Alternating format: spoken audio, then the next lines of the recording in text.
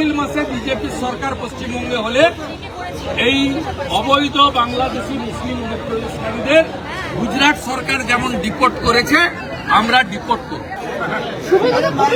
ভারতের সংবিধান শেষ কথা বলবে, কোন নেতা নেত্রী কোন রাজনৈতিক দল কথা বলবে না। সংবিধান পড়বেন 329 থেকে 329 আর্টিকেল। কমপ্লিট পাওয়ার দেওয়া আছে ইলেকশন কমিশন ইন্ডিয়াকে, তারা প্রয়োজন হলে আর্মি নামিয়েও করতে পারে। বাবা সাহেব আম্বেদকর সব দিয়ে গেছে সংবিধানে ইসিআই কে। মমতা ব্যানার্জি একটা মূর্খ, 324 থেকে 329 সংবিধান পড়লে এই ধরনের কথা তিনি বলতেন। এত তাড়াহুড়ো কেন? এত এসআইআর নিয়ে এত তাড়াহুড়ো কেন? এসআইআর নিয়ে এত তাড়াহুড়ো কেন? এসআইআর নিয়ে তো তাড়াহুড়ো কেন? 2 বছর আর কদিনে হয়েছে? 2002 সালে হয়েছিল, স্বাধীনতার পরে 8 বার হয়েছে। প্রত্যেক দিন বলছি আপনাদের, 2002-এ পশ্চিমবঙ্গে হয়েছে, 2003-এ ভোটার লিস্ট বেরিয়েছে, 26 লক্ষ লোকের নাম বাদ গেছে।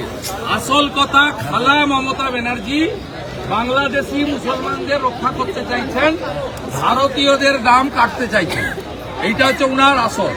যেমন আমরা সাপের গর্তে কার্বলিক দিই, গণেশ কুমার আর মনোজ আগরওয়াল গর্তে কার্বলিক দিয়ে দিয়েছে, আর সাপেরা বাইরে থেকে। জিএসটি এখনই প্রত্যাহার করা উচিত। জিএসটি এখনই প্রত্যাহার করা উচিত। আক্রমণ বলছেন যে বিএসএফ তো ওনার হাতে, তাহলে ঢুকলো কোথায়? 540 কিলোমিটার জায়গা উনি জমি দেননি কেন?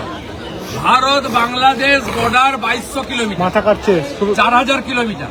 কোন কোন রাজ্যে? মেঘালয় আছে, মিজোরাম আছে, ত্রিপুরা আছে, আসাম আছে, পশ্চিমবঙ্গ আছে।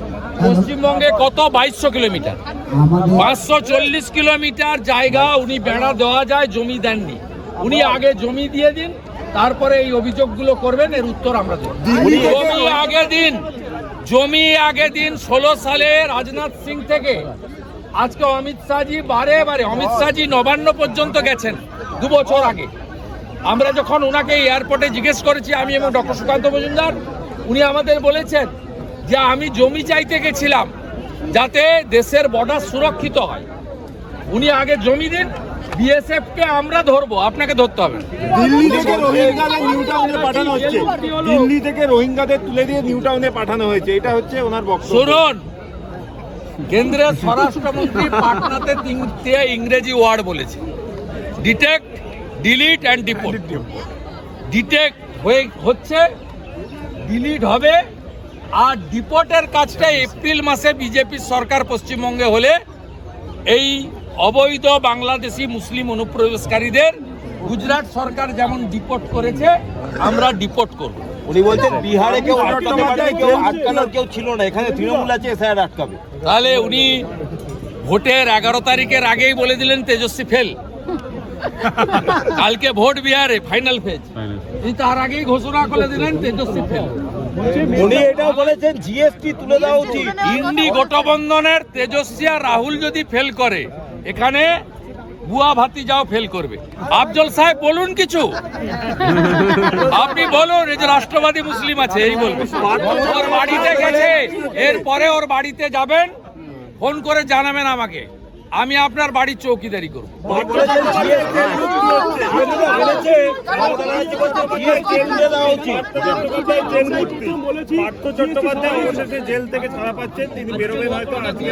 এটা পশ্চিমবাংলার ক্ষেত্রে ভালো খবর নয়, এটা তৃণমূলের চোরেদের পরিবারে ভালো খবর।